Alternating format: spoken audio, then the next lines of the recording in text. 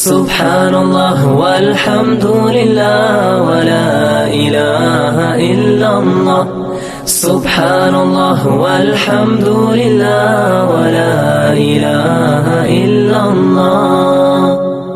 السلام علیکم ورحمۃ اللہ وبرکاتہ۔ اعوذ باللہ من الشیطان الرجیم، بسم اللہ الرحمن الرحیم۔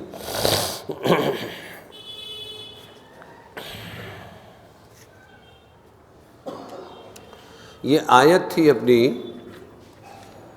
اعوذ باللہ من الشیطان الرجیم کدأب آل فرعون والذین من قبلہم کذبوا بآیات ربہم فأہلکناہم بذنوبہم واغرقنا آل فرعون وکل کانوا ظالمین۔ فرعون اور اس کے ساتھیوں کے دستور جیسا جو ان سے پہلے تھے، انہوں نے ہماری آیتوں کو جھٹلایا تو ہم نے ان کو ان کے گناہوں کی وجہ سے ہلاک کر دیا۔ اس کے ضمن میں ایک تشریح رہ گئی تھی۔ اسلامی سیاست کا پہلا قدم اسلامی قومیت۔ آگے کی آیت یہ ہے، ان شر الدواب عند اللہ الذین کفروا فہم لا یؤمنون۔ بدتر سب جانداروں میں اللہ کے یہاں وہ ہے جو منکر ہوئے پھر وہ نہیں ایمان لاتے۔ الذین عاہدت منہم ثم ينقضون عہدہم فی کل مرۃ وہم لا یتقون۔ جن سے آپ نے معاہدہ کیا ہے ان میں سے پھر وہ توڑتے ہیں اپنا معاہدہ ہر بار اور وہ ڈر نہیں رکھتے۔ فَإِمَّا تَثْقَفَنَّهُمْ فِي الْحَرْبِ فَشَرِّدْ بِهِمْ۔ تو اگر کبھی آپ پائیں ان کو لڑائی میں تو ان کو ایسی سزا دے کہ دیکھ کر بھاگ جائیں ان کے پچھلے، تاکہ ان کو عبرت ہو۔ اور اگر آپ کو ڈر ہو کسی قوم سے دغا کا کہ یہ دغا کریں گے صلح میں، تو پھینک دے ان کا عہد ان کی طرف ایسی طرح پر کہ ہو جاؤ تم اور وہ برابر، بے شک اللہ کو نہیں پسند دغا باز۔ اس میں ایک عنوان آیا، اسلامی سیاست کا پہلا قدم اسلامی قومیت۔ رسول اللہ صلی اللہ علیہ وسلم نے مدینہ طیبہ پہنچ کر اسلامی سیاست کی سب سے پہلی بنیاد اس کو بنایا کہ مہاجرین و انصار کی وطنی اور قومی عصبیتوں کو ختم کر کے ایک نئی قومیت اسلام کے نام پر قائم فرمائی۔ بہت سوچنے کی سمجھنے کی بات ہے اور ہزاروں سوالوں کا جواب اس میں ہے جو عوام سے لے کر خواص تک کے بار بار ذہن میں یہ آتا ہے کہ مسلمان ہو کر متحد کیوں نہیں؟ دوسرے بھی طعنہ دیتے ہیں۔ تو یہ بتا رہے ہیں کہ حضور نے سب سے پہلی بنیاد اس کو بنایا کہ مہاجرین جو مکہ سے آئے تھے اور انصار جو مدینہ کے تھے، ان میں وطنی اور قومی عصبیتوں کو، ان میں دشمنیاں تھی بہت ساری۔ مدینہ ہی کے انصار میں سے اوس اور خزرج دو بھائی تھے اور لڑائی دو بھائیوں کی ایسی تھی کہ وہ چلی آ رہی تھی اور دشمن یہودی تاجر وہ ہتھیار بانٹ رہے تھے اور پیسہ بھی کما رہے تھے اور لڑائی چھڑانے کو چودھری بن کر بھی جا رہے تھے۔ جب بھی میرے کسی سمجھدار ساتھی یا گھر والوں سے میری بات ہوئی اور لڑائی کی بات آئی تو میں نے ان کو یہ سمجھایا، اللہ کی طرف سے مجھے یہ ہدایت ملی، مت لڑو، برداشت کرو، مل جل کے رہو۔ کیوں؟ اگر ہم خود لڑ پڑیں گے تو لوگ ہمارے پاس فیصلہ کرنے کو کیوں آئیں گے؟ وہ کہیں گے انہی کے اندر لڑائی ہے تو ان کو کیا ہم اپنا فیصل اور قاضی بنائیں؟ ہم اپنی پوسٹ کے اعتبار سے برداشت کر جائیں۔ اگر ہم متحد رہیں گے اوپر کے بڑے والے تو نیچے والوں کو ہم سنبھال سکیں گے، ان کے جھگڑے چھڑا سکیں گے۔ یہ اللہ کی طرف کی بات تھی۔ تو بھائی چارہ کرایا۔ حضور صلی اللہ علیہ وسلم نے جا کر ان کی سیاست کو فیل کرنے کے لیے سب سے پہلے کیا کیا کہ تم انصار اوس اور خزرج بھائی بھائی ہو، ہمارے یہاں ایک ہی قومیت ہے، مسلمان، ہمارے یہاں کوئی نسل نہیں ہے، یہ اونچی نسل کا ہے، چھوٹی نسل کا، یہ بڑا بھائی ہے، چھوٹا بھائی نہیں، ہمارے یہاں ان اکرمکم عند اللہ اتقاکم، تم میں سب سے زیادہ عزت دار وہ ہے جو سب سے زیادہ اللہ سے ڈرنے والا ہے۔ کسوٹی رکھی اللہ کا ڈر، جو جتنا دیندار متقی پرہیزگار اتنی بڑی ذات والا اور سید ہے۔ حضور صلی اللہ علیہ وسلم کے فاطمہ اور علی کے خاندان کا ہے، سید ہے، لیکن عمل محمد سے اگر نہیں ملتا ہے تو وہ ناکام ہے، وہ عزت والا نہیں ہے۔ وَإِن قَرُبَتْ قَرَابَتُهُ، چاہے اس کی جتنی نزدیک کی رشتہ داری ہو جائے۔ ارے سمجھے کہ نہیں سمجھے؟ تو بھائی چارہ کرا دیا اور فرمایا اے انصاری، تیرا یہ مہاجر بھائی ہوگا۔ ایک نئی قومیت اسلام کے نام پر قائم فرمائی، مہاجرین و انصار کے مختلف قبائل کو آپس میں بھائی بھائی بنا دیا، اور آپ کے ذریعے اللہ تعالیٰ نے انصار کے باہمی اختلافات جو صدیوں سے چلے آ رہے تھے سب کو دور فرما کر آپس میں بھی اور مہاجرین کے ساتھ بھی بھائی بھائی بنا دیا۔ جب آپس میں بھائی بھائی بنے تو دوسروں کو ویلکم والے بنے، اور مہاجرین جو گئے تھے اپنا سب چھوڑ کے ان کے بھی بھائی بنے۔ یہ پہلا قدم یہ ہوا۔ دوسرا قدم معاہدہ یہود، اس سیاست کا دوسرا قدم یہ تھا کہ حریف مقابل دو تھے، ایک مشرکین مکہ جن کی تکلیفوں نے مکہ چھوڑنے پر مجبور کر دیا، دوسرے یہود مدینہ جو اب مسلمانوں کے پڑوسی بن گئے تھے، ان سے زیادہ زہریلے۔ ان میں سے یہود کے ساتھ ایک معاہدہ کیا گیا، اللہ کے رسول نے کیا، جس کا عہد نامہ مفصل لکھا گیا۔ اس معاہدے کی پابندی اطراف مدینہ کے سب یہودیوں پر اور اس طرف تمام مہاجرین و انصار پر عائد تھی، سب پابند رہیں گے۔ معاہدے کا پورا متن البدایہ والنہایہ ابن کثیر میں اور سیرت ابن ہشام وغیرہ میں مفصل موجود ہے۔ ان کا سب سے اہم جز یہ تھا، وہ کیا تھا؟ سب سے اہم جز یہ تھا کہ باہمی اختلاف کے وقت رسول اللہ صلی اللہ علیہ وسلم کا فیصلہ سب کے لیے واجب التعمیل ہوگا۔ آخر میں فیصلہ کون کرے گا؟ جھگڑے ہوں گے آپس میں، تو اللہ کے رسول جو فیصلہ کر دے وہ ہم مانیں گے۔ آج بھی اگر اس پر مسلمان آ جائے، میاں بیوی کی لڑائیوں میں، بھائی بھائی کی لڑائی میں، زمین و جائیداد کی لڑائی میں، کہ بھائی مولانا صاحب، مفتی صاحب، امام صاحب وہ کیپیبل ہونا چاہیے، خالی عام امام نماز پڑھانے والے نہیں، کیپیبل ہو۔ اگر یہ فیصلہ کر دیں گے تو ہم نقصان کے ساتھ بھی راضی ہیں۔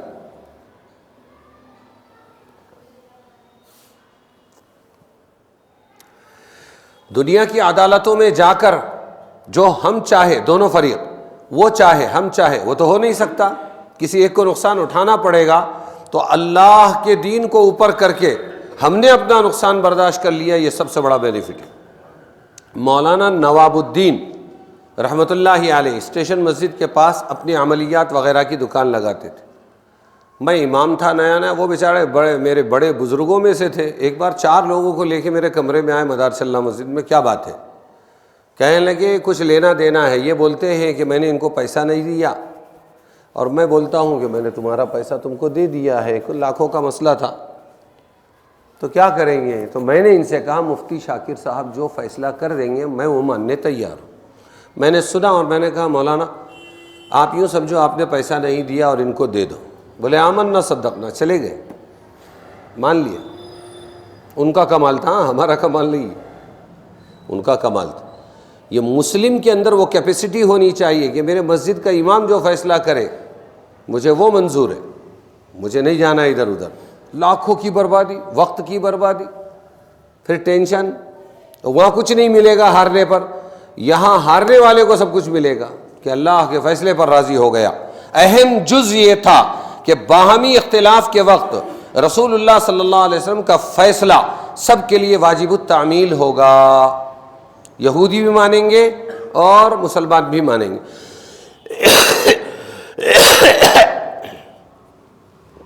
دوسرا جز یہ تھا کہ یہود مدینہ مسلمانوں کے خلاف کسی دشمن کو ظاہراً یا باطناً کوئی امداد نہیں کریں گے۔ یہودی مسلمانوں کے خلاف دوسروں کی مدد نہیں کریں، لیکن ان لوگوں نے غزوہ بدر کے وقت عہد شکنی کر کے مشرکین مکہ کو اسلحہ اور سامان جنگ سے مدد پہنچائی۔ مگر جب غزوہ بدر کا انجام مسلمانوں کی فتح مبین اور کفار کی شکست کی صورت میں سامنے آیا تو پھر ان لوگوں پر رعب غالب ہوا، اور حضرت صلی اللہ علیہ وسلم کے سامنے حاضر ہو کر عذر کیا کہ اس مرتبہ ہم سے غلطی ہو گئی، اس کو معاف فرمائے، آئندہ عہد شکنی نہیں کریں گے۔ جو چودھری تھے وہ آ کے معافی مانگ رہے ہیں. اس لیے مسلمانوں سیاست سیکھو. لوگ کہتے ہیں کہ مولانا لوگوں کا سیاست سے کیا کام. یہ مولانا محمد مصطفیٰ صلی اللہ علیہ وسلم ہی تھے, سمجھ میں آیا, جنہوں نے یہ سیاست کی تھی کہ باندھ دیا ان کو. ایک مرتبہ ہو گئی غلطی, معافی مانگی انہوں نے. ایسے 10 مرتبہ کر سکتے تھے وہ مشرکین کی مدد, لیکن یہ سیاست تھی, یہ عقل مندی تھی.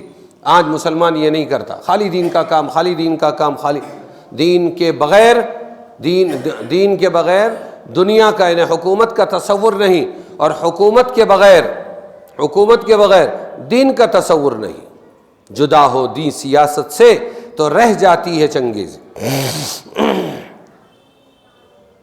آئندہ عہد شکنی نہیں کریں گے. حضرت صلی اللہ علیہ وسلم نے اسلامی حلم و کرم جو آپ کا شعار تھا, معاف کر دینا, اس کی بنا پر دوبارہ معاہدہ کی تجدید فرمایا. چلو پھر سے معاہدہ لکھو, آئندہ ایسا نہیں کریں گے. مگر یہ لوگ اپنی شرارت سے مجبور تھے. غزوہ احد میں مسلمانوں کی ابتدائی شکست نقصان کا علم ہو کر ان کے حوصلے بڑھ گئے, اور ان کا سردار کعب ابن اشرف, یہ بڑا تاجر تھا, یہ خود سفر کر کے مکہ پہنچا. مشرکین مکہ کو اس پر آمادہ کیا کہ اب وہ پوری تیاری کے ساتھ مسلمانوں پر حملہ کرے اور یہود مدینہ ان کے ساتھ ہوں گے. پھر کیا انہوں نے احد میں عہد شکنی کی. یہ دوسری عہد شکنی تھی جو ان لوگوں نے اسلام کے خلاف کی. آیت مذکورہ میں اس بار کی عہد شکنی کا ذکر فرما کر ان لوگوں کی شرارت بیان کی گئی کہ یہ وہ لوگ ہیں جن سے آپ نے معاہدہ کر لیا مگر یہ ہر مرتبہ اپنے عہد توڑتے ہیں. آخر آیت میں ارشاد فرمایا ہم لا یتقون, یہ لوگ ڈرتے نہیں. اس کا مطلب یہ بھی ہو سکتا ہے یہ بدنصیب لوگ چونکہ ہوس دنیا میں مست و بے ہوش ہے, آخرت کی فکر ہی نہیں, اس لیے آخرت کے عذاب سے نہیں ڈرتے. اور یہ مطلب بھی ہو سکتا ہے ایسے بد کردار عہد توڑنے والے لوگوں کا انجام بد اس دنیا میں ہوا کرتا ہے. یہ لوگ اپنی غفلت و نادانی سے اس سے بھی نہیں ڈرتے. پھر ساری دنیا نے آنکھوں سے دیکھ لیا کہ انہوں نے اپنی بد کرداری کی سزا چکھی, اور ابو جہل کی طرح کعب ابن اشرف مارا گیا, اور یہود مدینہ جلا وطن کیے گئے, دیس نکالا. جلا وطن کا دوسرا نام کیا ہے؟ ان کو مدینہ سے نکال دیا گیا. کون تھے؟ کل کے چودھری تھے. یہ لڑاؤ اور راج کرو. فَإِمَّا تَثْقَفَنَّهُمْ فِي الْحَرْبِ فَشَرْ. چوتھی آیت میں اللہ تعالی نے رسول صلی اللہ علیہ وسلم کو ان بدعہدوں کے بارے میں ایک ہدایت نامہ دیا جس کے الفاظ یہ ہیں فَإِمَّا تَثْقَفَنَّهُمْ فِي الْحَرْبِ فَشَرِّدْ بِهِمْ مَنْ خَلْفَهُمْ لَعَلَّهُمْ يَذَّكَّرُونَ. اس میں تثقفنہم کے معنی ہے قابو پانے کے, اور شرد سے تشرید سے ہے یہ, اس کے اصلی معنی ہوں گے بھگا دینے.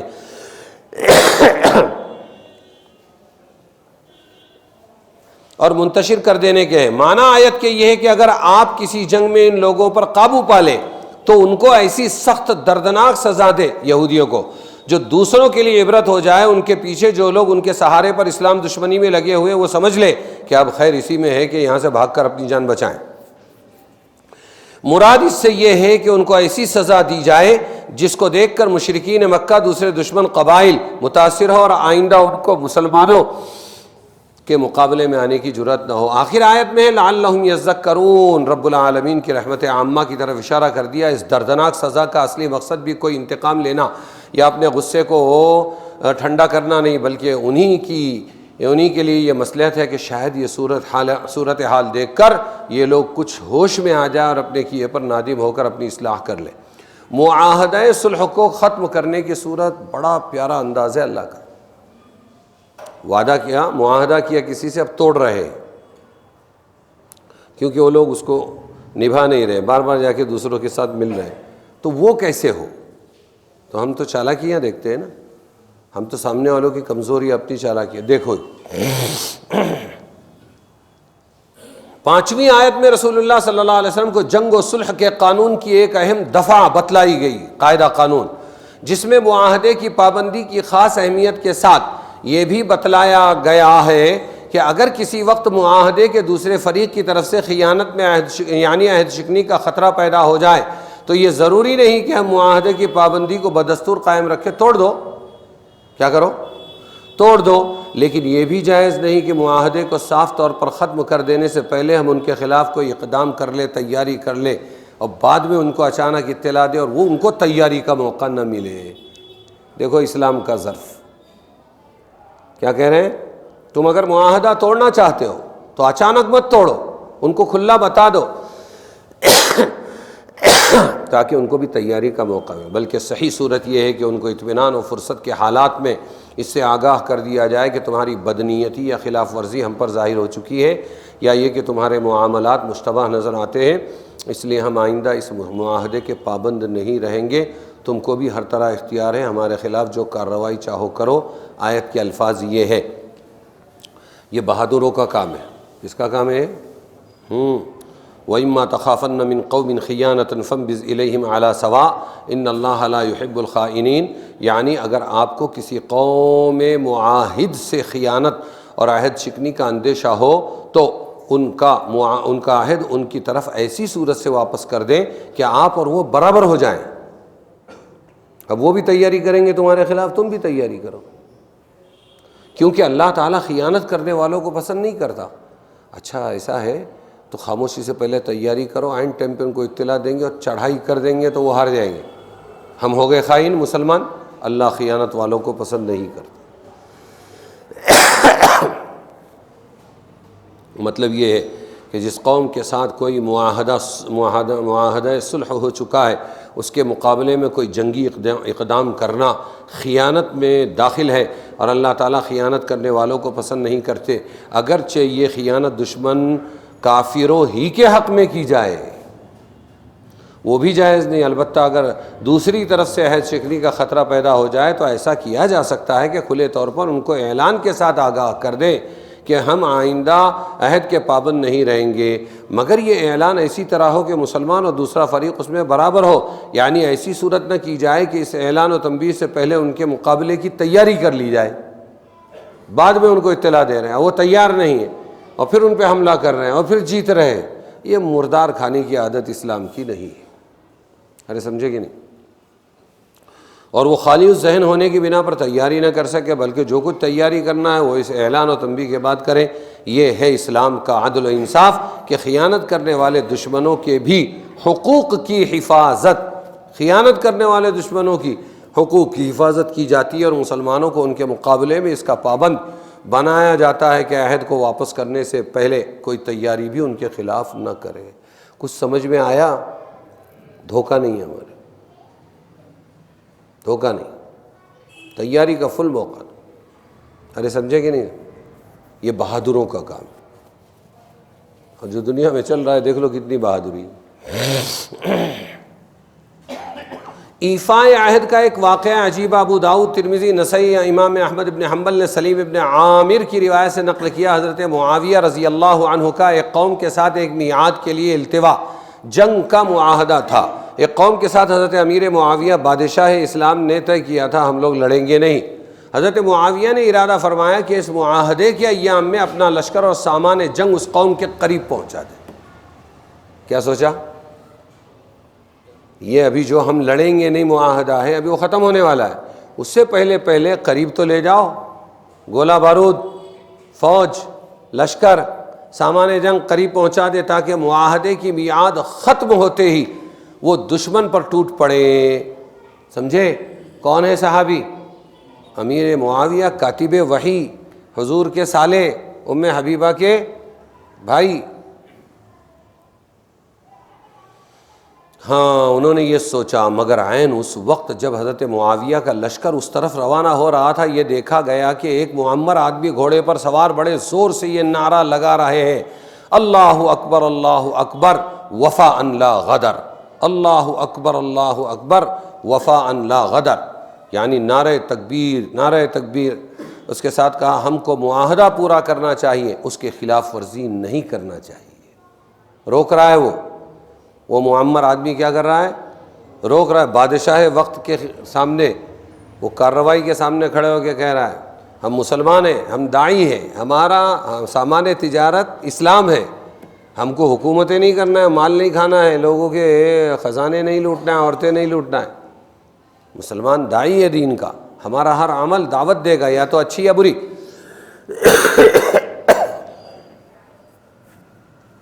اس لیے کیا فرمایا؟ اللہ اکبر وفاء لا غدر۔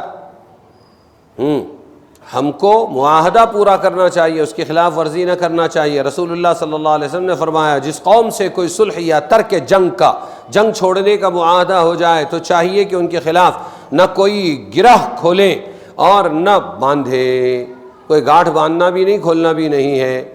حضرت معاویہ کو اس کی خبر کی گئی کہ حضرت کوئی بزرگ یہ اعلان کر رہے ہیں، دیکھا تو یہ کہنے والے بزرگ حضرت عمرو ابن عباسہ صحابی تھے، عمرو ابن عباسہ رضی اللہ عنہ صحابی تھے۔ حضرت معاویہ نے فوراً اپنی فوج کو واپسی کا حکم دے دیا تاکہ التواء جنگ کی میعاد میں لشکر کشی پر اقدام کر کے خیانت میں داخل نہ ہو جائے۔ سمجھ میں آیا؟ آج بھی ہو جو براہیم سیما پیدا، آگ کر سکتی ہے پھر انداز گلستاں پیدا۔ تو دین چالاکیوں سے زندہ نہیں ہوتا مسلمانوں کی، دین قربانیوں سے زندہ ہوتا۔ قربانی دے دی انہوں نے، چلو واپس، ہم ہٹ دھرم ہو گئے۔ اسلام دھرم تھا ہمارا، کیا دھرم تھا مسلمانوں کا؟ خاندانی مسلمانوں کا دھرم کیا تھا؟ ارے بولو نا، اسلام۔ عورت بولتی تھی عمر زیادہ مہر اگر باندھ رہا ہے کوئی تو قرآن نے اجازت دی ہے، قنطارن کہا ہے، تو عمر تم کیوں بولتے ہو کہ زیادہ مہر مت باندھو؟ عورت مسئلہ بتانے میں صحیح ہو گئی اور مرد غلط ہو گیا، یہ بات کہہ کے حضرت عمر نے اپنی غلطی تسلیم کر لی۔ تو اسلام دھرم تھا ہمارا، ہم ہٹ دھرم ہو گئے۔ کیا ہو گئے؟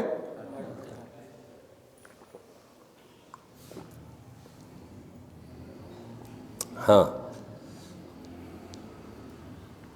آگے کی آیت ہے سورہ انفال 59 سے لے کر 62 تک۔ وَلَا يَحْسَبَنَّ الَّذِينَ كَفَرُوا سَبَقُوا إِنَّهُمْ لَا يُعْجِزُونَ وَأَعِدُّوا لَهُم مَّا اسْتَطَعْتُم مِّن قُوَّةٍ وَمِن رِّبَاطِ الْخَيْلِ تُرْهِبُونَ بِهِ عَدُوَّ اللَّهِ وَعَدُوَّكُمْ وَآخَرِينَ مِن دُونِهِمْ لَا تَعْلَمُونَهُمْ اللَّهُ يَعْلَمُهُمْ وَمَا تُنفِقُوا مِن شَيْءٍ فِي سَبِيلِ اللَّهِ يُوَفَّ إِلَيْكُمْ وَأَنتُمْ لَا تُظْلَمُونَ وَإِن جَنَحُوا لِلسَّلْمِ فَاجْنَحْ لَهَا وَتَوَكَّلْ عَلَى اللَّهِ إِنَّهُ هُوَ السَّمِيعُ الْعَلِيمُ وَإِن يُرِيدُوا أَن يَخْدَعُوكَ فَإِنَّ حَسْبَكَ اللَّهُ هُوَ الَّذِي أَيَّدَكَ بِنَصْرِهِ وَبِالْمُؤْمِنِينَ۔ اور یہ نہ سمجھے کافر لوگ کہ وہ بھاگ نکلے، جو چھوڑ کے بھاگ گئے تھے جنگ کو، یہ نہ سمجھے کہ وہ بھاگ نکلے، وہ ہرگز تھکا نہ سکیں گے ہم کو، اللہ فرما رہا ہے۔ اور تیاری کرو، کیا کرو؟ اور تیاری کرو ان کی لڑائی کے واسطے جو کچھ جمع کر سکو، قوت سے، طاقت سے، اور پلے ہوئے گھوڑوں سے، کہ اس سے دھاک پڑے اللہ کے دشمنوں پر اور تمہارے دشمنوں پر اور دوسروں پر ان کے سوا جن کو تم نہیں جانتے۔ اللہ ان کو جانتا ہے، اور جو کچھ تم خرچ کرو گے اللہ کی راہ میں وہ پورا ملے گا تم کو، اور تمہارا حق نہ رہ جائے گا۔ اور اگر وہ جھکے صلح کی طرف تو آپ بھی جھک جائیے اسی طرف، اور بھروسہ کیجیے اللہ پر، بے شک وہی ہے سننے والا جاننے والا۔ اور اگر وہ چاہیں کہ آپ کو دغا دے محمد صلی اللہ علیہ وسلم تو آپ کو کافی ہے اللہ، اسی نے آپ کو زور دیا اپنی مدد کا اور مسلمانوں کا۔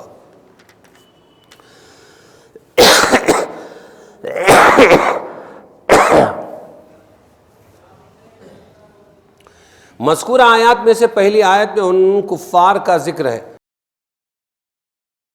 تو یہ کہہ رہے ہیں پہلی آیت میں ان کفار کا ذکر ہے جو غزوہ بدر میں شریک نہیں تھے اس لیے بچ گئے، یا شریک ہونے کے بعد بھاگ نکلے، اس طرح اپنی جان بچا لی۔ ان لوگوں کے متعلق آیت میں ہے یہ لوگ یوں نہ سمجھے کہ ہم بچ نکلے، کیونکہ غزوہ بدر کفار کے لیے ایک عذاب الہی تھا اور اس کی پکڑ سے بچنا کسی کے بس میں نہیں، اس لیے فرمایا انہم لا یعجزون، یعنی یہ لوگ اپنی چالاکی سے اللہ کو عاجز نہیں کر سکتے۔ جب پکڑے جائیں گے یہ ایک قدم نہ سرک سکیں گے، ہو سکتا ہے کہ دنیا ہی میں پکڑ لیے جائیں، ہو سکتا ہے آخرت میں۔ اس آیت نے اس طرف اشارہ کر دیا کوئی مجرم گناہ گار اگر کسی مصیبت تکلیف سے نجات پا جائے اور پھر بھی وہ توبہ نہ کرے بلکہ اپنے جرم پر ڈٹا رہے تو یہ اس کی علامت نہ سمجھو کہ کامیاب ہو گیا اور وہ ہمیشہ کے لیے چھوٹ گیا، بلکہ وہ ہر وقت اللہ کی گرفت میں ہے اور یہ ڈھیل اس کے عذاب اور مصیبت کو بڑھا رہی ہے۔ گو اس کو محسوس نہ ہو۔ جہاد کے لیے اسلحہ اور سامان حرب کی تیاری فرض ہے، اس آیت میں بتلایا گیا اعدوا لهم ما استطعتم من قوہ، تیاری کرو۔ دوسری آیت میں اسلام سے دفاع اور کفار کے مقابلے کے لیے تیاری کے احکام ہیں۔ ارشاد ہے وَأَعِدُّوا لَهُم مَّا اسْتَطَعْتُمْ، یعنی سامان جنگ کی تیاری کرو کفار کے لیے جس قدر تم سے ہو سکے، اس میں کہا گیا ہے۔ اس میں سامان جنگ کی تیاری کے ساتھ مَّاسْتَطَعْتُمْ کی قید لگا کر یہ اشارہ کر دیا کہ تمہاری کامیابی کے لیے ضروری نہیں کہ تمہارے مقابل کے پاس جتنا اور جیسا سامان ہو تم بھی اتنا ہی حاصل کر لو، بلکہ اتنا کافی ہے کہ اپنی طاقت کے بقدر جو سامان ہو سکے وہ جمع کر لو تو اللہ کی نصرت و امداد تمہارے ساتھ ہوگی۔ اسلام کو سمجھنے کی ضرورت ہے، کرتا دھرتا صرف اللہ ہے، لیکن ہاتھ پر ہاتھ دھرے بیٹھنا کہ اللہ کامیاب کرے گا یہ بھی غلط ہے۔ اپنی کوشش کرنا بھی اللہ کا حکم ہے، اپنی کوشش میں ہی لگ کر اپنی کوششوں پر ایمان لانا، بھروسہ کرنا، یہ اسلام کے خلاف ہے۔ صرف اللہ پر بھروسہ کرنا یہ بھی اسلام کے خلاف ہے، بیچ بیچ میں ہے اسلام، سمجھے کہ نہیں؟ اس کے بعد اس سامان کی کچھ تفصیل اس طرح بیان فرمائی، من قوہ، کیا تیاری کرے؟ طاقت۔ اب طاقت مقابلے کی قوت جمع کرو، اس میں تمام جنگی سامان، اسلحہ، سواری وغیرہ بھی داخل ہیں، اور اپنے بدن کی ورزش، فنون جنگ کا سیکھنا بھی۔ قرآن کریم نے اس جگہ اس زمانے کے مروجہ ہتھیاروں کا ذکر نہیں کیا، بلکہ قوت کا عام لفظ اختیار کر کے اس طرف بھی اشارہ کر دیا کہ یہ قوت ہر زمانے، ہر ملک و مقام کے اعتبار سے مختلف ہو سکتی ہے۔ اس زمانے کے اسلحہ تیر، تلوار، نیزے تھے، اس کے بعد بندوق، توپ کا زمانہ آیا، پھر اب بم اور راکٹوں کا وقت آ گیا۔ لفظ قوت ان سب کو شامل ہے، اس لیے آج کے مسلمانوں کو بقدر استطاعت ایٹمی قوت، ٹینک، لڑاکا تیارے، آبدوز کشتیاں جمع کرنا چاہیے، کیونکہ یہ سب اسی قوت کے مفہوم میں داخل ہیں، اور اس کے لیے جس علم و فن کو سیکھنے کی ضرورت پڑے وہ سب اگر اس نیت سے ہو کہ اس کے ذریعے اسلام مسلمانوں سے دفاع و کفار کے مقابلے کا کام لیا جائے گا تو وہ بھی جہاد کے حکم میں ہے۔ اس میں کمپیوٹر بھی آ گیا آج کے زمانے سے، ایسا فٹنگ کرتے ہیں ٹائم کہ جا کر برابر پورے پونا کے اندر وہ فلانی بلڈنگ، اس کے چوتھے مالے کے اندر جو فلانا نمبر 2 نمبر کا فلیٹ ہے اسی میں پھوٹنا اس میں۔ یہ بھی ایک فن ہے، اس کو بھی سیکھیں۔ لفظ قوت عام ذکر کرنے کے بعد ایک خاص قوت کا صراحتاً ذکر کیا، رباط خیل، گھوڑوں کا باندھنا، ربط یربط سے باندھنا، رباط خیل یعنی گھوڑوں کا باندھنا، پالتو بنانا، اور گھوڑوں کو بہت استعمال کیا گیا جنگوں کے اندر، تو سواریاں بھی ہونی چاہیے۔ سمجھ میں آیا؟ اللہ نے گھوڑوں کی پیشانی میں برکت رکھی ہے۔ حضور نے فرمایا، صحیح احادیث میں رسول اللہ صلی اللہ علیہ وسلم نے سامان جنگ فراہم کرنے، اس کے استعمال کی مشق کرنے کو بڑی عبادت، سامان جنگ فراہم کرنے بڑی عبادت، موجب ثواب عظیم قرار دیا۔ تیر بنانے، چلانے پر بڑے بڑے اجر و ثواب کا وعدہ ہے، اور چونکہ جہاد کا اصل مقصد اسلام اور مسلمانوں سے دفاع ہے، اور دفاع ہر زمانے ہر قوم کا جدا ہوتا ہے، اس لیے حضرت صلی اللہ علیہ وسلم نے فرمایا جاہدوا المشرکین باموالکم وانفسکم والسنتکم، جہاد کرو مشرکین سے، کس کے ساتھ؟ اپنے مالوں سے، اپنی جانوں سے، اور اپنی زبانوں سے۔ اور جہاد ہتھیاروں سے ہوتا ہے، بعض اوقات زبان سے ہوتا ہے، اور قلم سے بھی، قلم بھی زبان ہی کے حکم میں ہے۔ اسلام و قرآن سے کفر و الحاد کے حملے اور تحریفوں کی مدافعت زبان یا قلم سے، یہ بھی اس صریح نص کی بنا پر جہاد میں داخل ہے۔ مضمون لکھنا، بات کرنا، لیکن جو آج کل ہماری ٹی وی پر ڈیبیٹ ہے وہ کوئی اسلام نہیں ہے، کیونکہ وہ چن چن کے جاہل نہیں، جاہلوں کے باپ اٹھائے جاتے ہیں جن کو خالی داڑھی ہوتی ہے، ٹوپی ہوتا ہے، اور پھر ان کو وہاں پر زیر کر دیا جاتا ہے، کھلا پلا کے، دے دلا کے، وہ اسلام کو بدنام کرتے ہیں۔ یہ نہیں، لیکن کہیں ضرورت پڑے تو وہاں پر آپ بالکل ان کو سمجھانے کے لیے زبان استعمال کر سکتے ہیں، کتاب لکھ سکتے ہیں، مضمون لکھ سکتے ہیں۔ اس حدیث سے معلوم ہوا کہ جس طرح دفاع ہو گیا، آیت مذکورہ میں سامان جنگ کی تیاری کا حکم دینے کے بعد اس سامان کے جمع کرنے کی مصلحت، اصل مقصد بھی ان الفاظ میں بتائی، ترہبون بہ عدو اللہ وعدوکم، یہ سامان کیوں جمع کرنا ہے؟ یعنی سامان جنگ و دفاع جمع کرنے کا اصل مقصد قتل و قتال نہیں، بلکہ کفر و شرک کو زیر کرنا اور مرعوب و مغلوب کر دینا ہے۔ وہ کبھی صرف زبان یا قلم سے بھی ہو سکتا ہے، بعض اوقات اس کے لیے قتل و قتال ضروری ہے، جیسی صورتحال اس کے مطابق دفاع کرنا فرض ہے۔ اس کے بعد ارشاد فرمایا، جنگ و جہاد کی تیاری سے جن لوگوں کو مرعوب کرنا مقصود ہے، ان میں سے بعض کو تو مسلمان جانتے ہیں یہ ہمارے دشمن ہیں، اور وہ لوگ ہیں جن سے مسلمانوں کا مقابلہ جاری تھا، یعنی کفار مکہ، یہود مدینہ، اور کچھ وہ لوگ ہیں جن کو ابھی تک مسلمان نہیں جانتے، ہم آج بھی نہیں جانتے۔ ایسے کون ہمارے دشمن ہیں؟ مراد اس سے پوری دنیا کے کفار و مشرکین ہیں جو ابھی تک مسلمانوں کے مقابلے پر آئے نہیں تھے، مگر آئندہ ان سے بھی مڈ بھیڑ ہونے والی تھی، تصادم ہونے والا تھا۔ قرآن کریم کی اس آیت نے بتلا دیا، اگر مسلمانوں نے اپنے موجودہ حریف کے مقابلے کی تیاری کر لی، وہاں پر مکہ والے تھے، تو اس کا رعب صرف ان پر نہیں بلکہ دور دور کے کفار کسریٰ اور قیصر وغیرہ پر بھی پڑے گا۔ سپر پاور تھے ایران اور اسی طرح روم۔ چنانچہ ایسا ہی ہوا، اور خلفائے راشدین کے عہد میں یہ سب مغلوب اور مرعوب ہو گئے۔ جنگی سامان جمع کرنے اور جنگ کرنے میں ضرورت مال کی بھی پڑتی ہے، بلکہ سامان جنگ میں بھی مال ہی کے ذریعے تیار کیا جا سکتا ہے۔ آخر آیت میں فرمایا، جو تم خرچ کرو گے اللہ کے واسطے تو کیا ہوگا کہ اللہ تبارک و تعالیٰ اس کا بہترین بدلہ تم کو دیں گے۔ آگے ہے کہ اب دشمن اگر صلح کے لیے تیار ہو جائے تو کیا معاف نہیں کرنا؟ نہیں، معاف کرنا۔ ہاں، سلم اور سلم کا مطلب ہے صلح، تو اگر وہ آپ کی طرف صلح پیش کریں تو آپ ضرور صلح کریں۔ حضور سے فرمایا ہاں اگر کوئی موقع ایسا آن پڑے کہ مسلمانوں کو بھی جان بچانے کے لیے صلح کرنا پڑے، یہ بھی کر سکتے ہیں، چونکہ دشمن کی جانب سے صلح کی خواہش ہونے پر یہ احتمال رہتا ہے کہ وہ مسلمانوں کو دھوکہ دے دیں گے۔ کیا بات رہتی ہے؟ یہ ڈھونگ کر رہے ہیں اور یہ دھوکہ دے دیں گے، تو اس پر یہ فرمایا کہ تم اس دھوکے بھی سے مت ڈرو، وَتَوَكَّلْ عَلَى اللَّهِ، تم یہاں صلح کر لو اور ساتھ میں بھروسہ کرو کس پر؟ اللہ پر۔ اللہ ہے نا، چھٹی پہ تھوڑی ہے، ارے سمجھے گے نہیں؟ اِنَّهُ هُوَ السَّمِيعُ الْعَلِيمُ، اللہ تعالیٰ ان کے دھوکے سے تم کو بچائے گا۔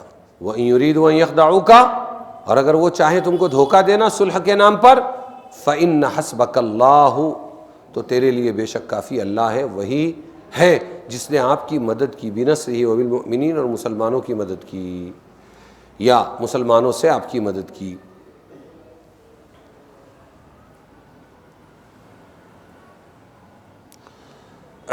یہ وعدہ تھا حضور کا، اللہ تعالیٰ کا۔